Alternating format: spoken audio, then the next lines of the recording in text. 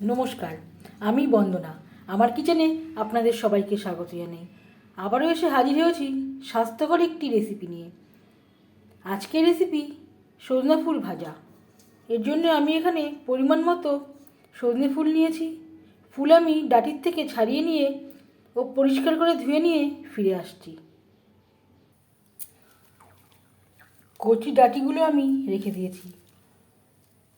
ফুল বেশ পরিষ্কার করে ধুয়ে নিয়েছি। আর নিয়েছি অর্ধেকটা বেগুন, একটা কাঁচা লঙ্কা, দুটো পেঁয়াজ, যেটা আমি কুচি করে কেটে নিয়েছি। 2 চামচ সরষের তেল গরম করে নিয়েছি। রান্নাটা আমি সরষের তেলে করছি, আপনারা চাইলে রিফাইন্ড অয়েলেও করতে পারেন। দিয়ে দেবো পেঁয়াজ কুচি,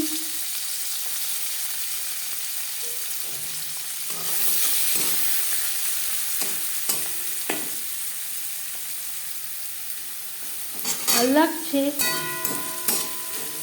আর দিয়ে দিলাম কাঁচা লঙ্কা।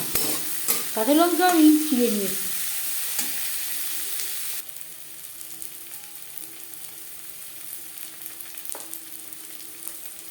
দিয়ে দিলাম লবণ, হলুদের গুঁড়ো।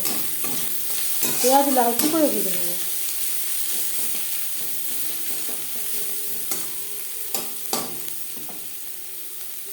পেঁয়াজ লালচে করে ভেজে নেওয়ার পর দিয়ে দেবো বেগুন। পেঁয়াজের সাথে বেগুন বেশ ভালো করে মিক্স করে দেবো। যদি আপনারা নিয়মিতভাবে তৈরি করেন তাহলে পেঁয়াজের ব্যবহার নাও করতে পারেন।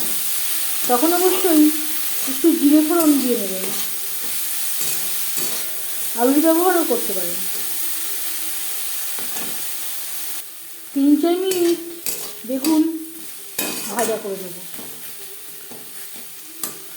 প্রায় 70% যাতে কুক হয়ে যায়।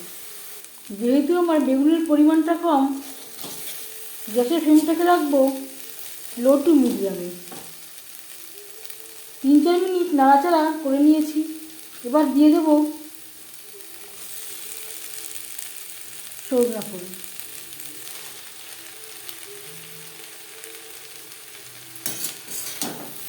বেগুনের সাথে সজনা ফুল বেশ ভালো করে মিক্স করে দেবো।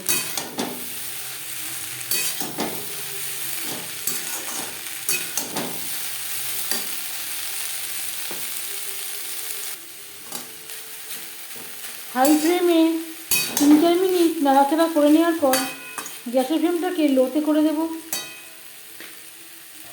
আরও 3-4 মিনিটের জন্য ঢেকে দেবো সেদ্ধ হওয়ার জন্য।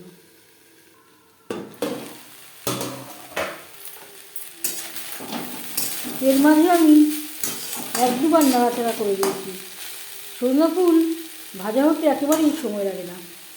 গ্যাসের ফ্লেমটাকে মিডিয়ামে করে দিয়ে 2-3 মিনিট নাড়াচাড়া করে নেব। 2-3 মিনিট রান্না করে নেওয়ার পর গ্যাসের ফ্লেমটা বন্ধ করে দেব।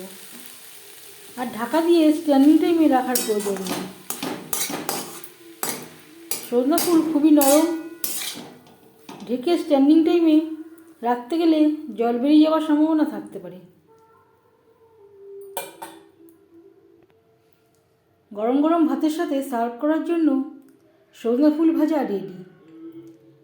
এই সজনা ফুলের রেসিপিটি কেমন লাগলো অবশ্যই জানাবেন কমেন্টের মাধ্যমে। যদি এই রেসিপিটি ভালো লেগে থাকে লাইক করবেন, শেয়ার করবেন, সাবস্ক্রাইব করবেন আমার চ্যানেলটিকে, বেল আইকনটা প্রেস করে দেবেন। যখন আমি নতুন ভিডিও আপলোড দেব তার নোটিফিকেশান সবার আগে আপনার কাছে পৌঁছে যাবে। আপনারা সবাই অনেক অনেক ভালো থাকবেন। এই ভিডিওটি দেখার জন্য ধন্যবাদ।